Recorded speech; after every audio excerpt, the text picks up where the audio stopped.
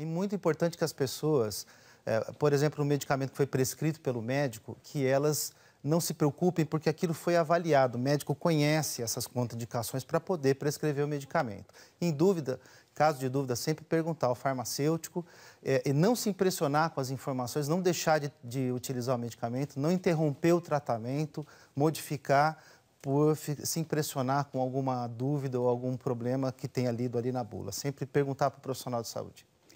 Pergunta do nosso auditório virtual, vamos dar uma olhadinha da Graça Gracinha. Graça Gracinha é lindo, hein? Bom dia, meu filho muitas vezes fica com o nariz congestionado. Já levei ao médico que sempre recomenda o uso de descongestionantes, mas eu não costumo seguir o receituário. Por quê, Graça? Porque eu fico com medo de viciar meu filho. É certo o que eu faço, doutor Stirbulov? Olha, primeiro precisa saber por que o filho dela está com o problema de congestionamento. Em tese, nós devemos tratar a causa do problema, que deve ser, provavelmente, nesse caso, uma rinite alérgica. Então, o descongestionante é um remédio de alívio e nós não devemos usar em grande quantidade porque ele tem efeitos colaterais. A grande questão é diagnosticar o problema desse congestionamento e utilizar medicamentos profiláticos, medicamentos controladores, e hoje nós temos bons medicamentos para isso. Mas se ela seguir a receita, a orientação médica, provavelmente ele não vai ficar viciado no remédio?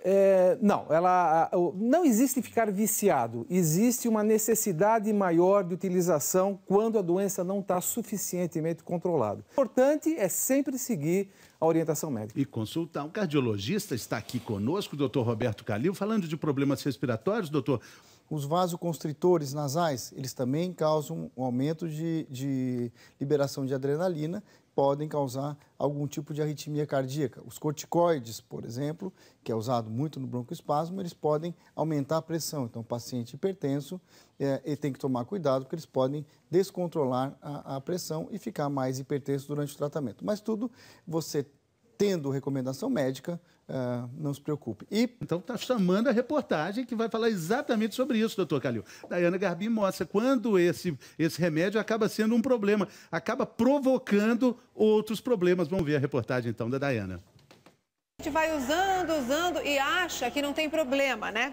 Mas o uso indiscriminado desse tipo de descongestionante nasal pode mascarar, esconder outras doenças, como sinusite por infecção. E acredite, esses remedinhos aqui podem até causar arritmia cardíaca. A gente não deveria usar esses remédios de jeito nenhum sem orientação médica? De maneira nenhuma. Esses remédios eles podem ser usados em situações pontuais, mas somente sob supervisão médica. Mas o que é... A questão principal é que essa pessoa está tendo que usar muito descongestionante é porque a inflamação no nariz não está controlada. Então, toda vez, repito, que se faz o controle, né, e normalmente na rinite alérgica se utiliza os corticosteroides tópicos nasais, quando se faz esse tratamento adequadamente e se afasta a pessoa dos fatores ambientais que podem causar rinite, por exemplo, ácaro, poeira, mofo, quando isso é controlado, a pessoa vai ter menos necessidade de usar o descongestionante. Então, o uso abusivo ou intenso do descongestionante, ele pode dar um alívio, mas pode dar efeito colateral, mas também é um fator de alerta para mostrar para o doente e para o médico que o acompanha que a sua doença não está controlada. Então, o importante é prevenir e controlar.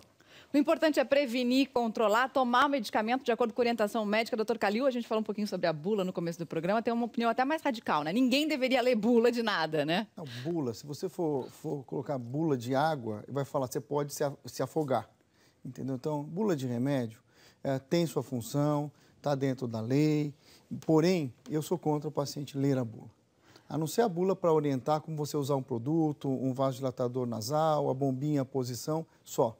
Mas a bula de remédio normalmente atrapalha muito, porque o paciente vai ler a bula, tem, como disse, vários efeitos colaterais, são as regras de uma bula de uma medicação, o paciente deixa de usar o remédio ou não usa o remédio porque vai ler a bula.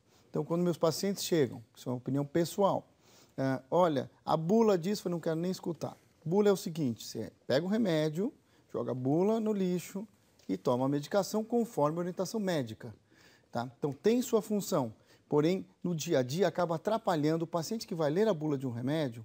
Por exemplo, você vai ler a bula de um remédio útil para o coração para o pulmão ou para qualquer coisa que está lá, impotência, efeito psicológico, queda da libido, impotência sexual, no rodapé de uma bula. O paciente nem toma o comprimido, ele não consegue ter relação sexual naquele dia. Fator psicológico. Então, ele acaba nem tomando o remédio. Então, muito cuidado, muita ponderação. Liga para o seu médico, qualquer dúvida. Você pode até, se você leu a bula, doutor, é isso mesmo? E o médico vai te orientar. Quem tem que avaliar se o risco de um medicamento é menor ou maior que o benefício é o médico, né, doutor Calil? Sem dúvida. Qualquer tratamento médico tem o seu risco e o seu benefício. Evidentemente, quando o benefício é muito maior do que o risco, o médico vai prescrever esse tratamento. E a gente